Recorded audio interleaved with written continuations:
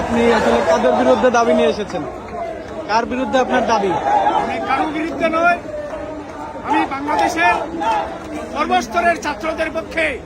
কোটা আন্দোলন সব দেশেই হয়, বাংলাদেশেও হয়, কারণ এটা অধিকার।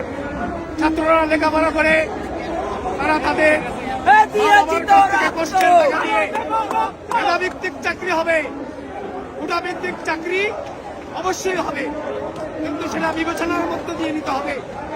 বাংলার একজন প্রধানমন্ত্রী হলে তিনি যদি কোটা আন্দোলনকারীদের ধূলিসাৎ করে দিতে পারেন যে তারা রাজাকার, আমি বলবো, আমারও বলবো, ওই বাংলার প্রধানমন্ত্রী হলেন স্বাধীন বাংলার নব্য রাজাকার। দিয়েছি তো রক্ত, রক্তের বন্যায়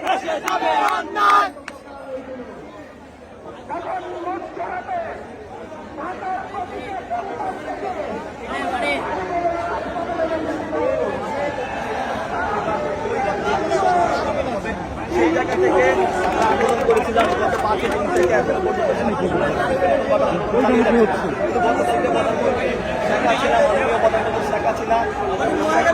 আমরা আশা করি, আমরা বিশ্বাস রাখি যে ছাত্র সমাজের পক্ষে আছে, মেধাবীদের পক্ষে আছে, কিন্তু তার অনাকাঙ্ক্ষিতভাবে আমাদেরকে রাজাকার উল্লেখ করা, আমাদেরকে ডিরেক্টলি রাজাকার বলা, সেটা আসলে কখনো আমরা মনে করি সেটা কখনো যৌক্তিক না, সেটা কখনো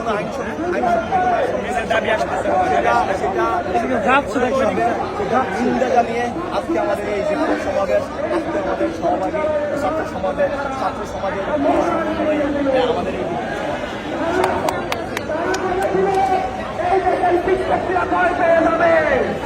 আপনারা কি ভয় পাইছেন?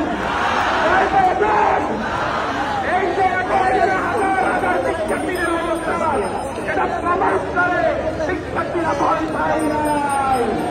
যারা প্রশ্ন পাশ করছে, কারা ক্যাডার হয়েছেন, তাদের তালিকা করবে, তাদের তালিকা সাংবাদিকরা করে তাদের সরকারকে হওয়া উচিত।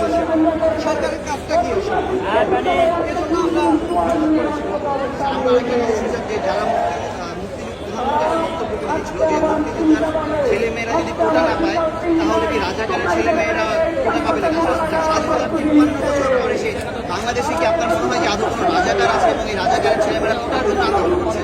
রাজাকার আসলে রাজাকার তো থাকতে পারে, কিন্তু রাজাকার তারা বিচার হয়ে গেছে অলরেডি। ঠিক আছে, আমাদের মাননীয় প্রধানমন্ত্রী নিজে বিশেষ ট্রাইব্যুনাল গঠন করে বিচার করেছে। তারপরে এখন রাজাকার কোথা থেকে আসবো? আর আমরা আমাদের অধিকারের জন্য করতেছি ভাই, এখানে রাজাকার হওয়ার জন্য। সকালে আমরা ঠিকঠাক ছিলাম, আন্দোলন করছি, বিকেলেও আন্দোলন করছি। মাননীয় প্রধানমন্ত্রী যখন সংবাদ সম্মেলন করলেন, তারপরে আমরা রাজাকার হয়ে গেলাম, আমরা রাজাকারের সন্তান হয়ে গেলাম।